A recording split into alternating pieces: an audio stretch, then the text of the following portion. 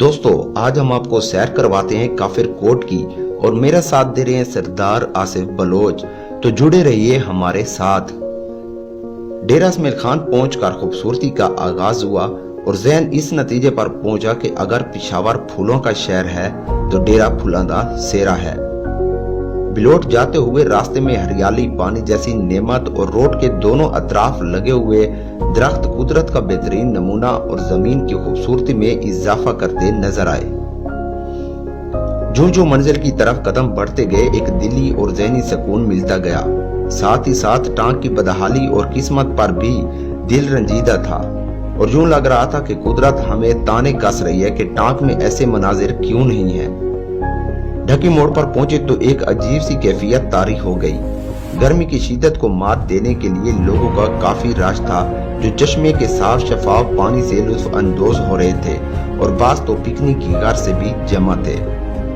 ढकी मोड़ से थोड़ा आगे गए तो एक दोस्त नवाब अवान से मुलाकात हुई जिसने इतनी खातिर तवाज़ो की कि जिसे अल्फाज में बयान नहीं किया जा सकता। बंदा ढकी जाए और खजूर के बागात देखे बगैर आगे बढ़े, ये भला कैसे मुमकिन है। डेरा से 55 किलोमीटर दूर ढकी है और यहाँ की खजूर और छुआरे पूरे पाकिस्तान में मशहूर हैं और इंडिया को भी एक्सपोर्ट किए जाते हैं। बस दोस्तों 5 किलोमीटर की मुसाफत पर काफिर कोट है।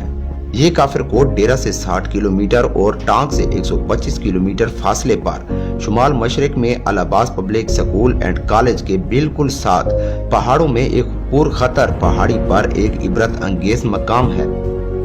Al Abbas public school and college के साथ ही इस स्कूल के बानी और प्रिंसिपल गुलाम अब्बास का मकबरा भी मौजूद है। इस पहाड़ी पर चढ़ने के लिए कोई मखसूस रास्ता मौजूद नहीं है बल्कि बिल्कुल नाक की सीध में चढ़ना पड़ता है जो वाकई एक मुश्किल मरहला था।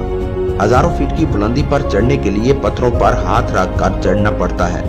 हम बड़ी मुश्किल से पहाड़ी की चोटी पर चढ़े और आखिरकार काफिर कोट दिखाई दिए और ऐसे मालूम हो रहा था कि हमारे ही इंतजार में खड़े हैं। इनको देखने के बाद हमारे इत्मीनान और सुकून की कोई इंतहा नहीं थी। तारीख का मुताला करने से मालूम होता है कि मुसलमान हमला आवरों से पहले बरसगीर में कई हिंदू रियासतें कायम थी और दरियाए सिंध के मगरबी किनारे पर बिलोट शरीफ से डेरा इसमाइल खान तक का इलाका भी हिंदू राजा बिल की रियासत में शामिल था जिसे बाद में 44 हिजरी में मुसलमान हुक्मरान महमूद गजनवी ने फतह किया था। जब हम काफिर कोट पहुंचे तो मालूम हुआ कि अपने वक्त का यहाँ एक बहुत बड़ा किला था जिसकी गवाही इसकी दीवारों की गिरती मिटती हुई बुनियादें दे रही थी। यहाँ 5 कोठियां हैं जो अपने अंदर सदियों पुराने किस्से लेकर जवाल का रोना रो रही थी। खूबसूरत राशिदा पत्थरों से तमीर की गई कोठियों को देखकर मालूम होता है कि माजी में ये बहुत ही खूबसूरत और शानदार थी जिनका सदियों के तूफान और वक्त की चक्की भी कुछ न बिगाड़ सकी।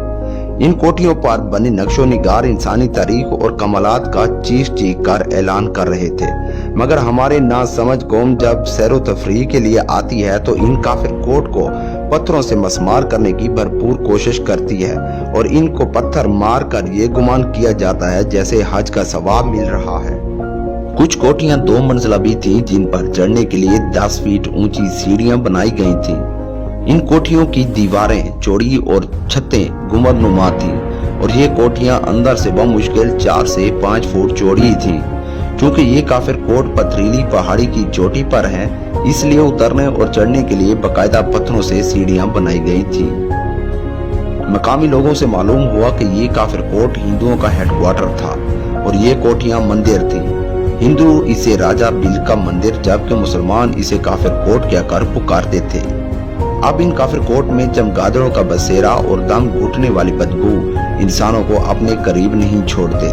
इन काफिर कोट में छुपे इंसानी कमालात यादें माजी में ले जाते हैं और इंसान को सोच के समंदर में डुबो देते हैं।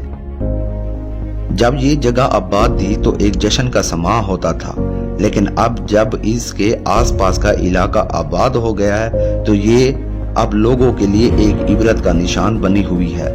इन काफिर कोट को हुकूमत पाकिस्तान की तरफ से आसारे कदीमा का दर्जा तो दिया गया है मगर इनको महफूज करने और मजीद तबाह होने से बचाने के लिए कोई अमली कदम नहीं उठाया गया और कड़ी धूप, بارش اور طوفانوں میں انسان کی نظر کرم کی منتظر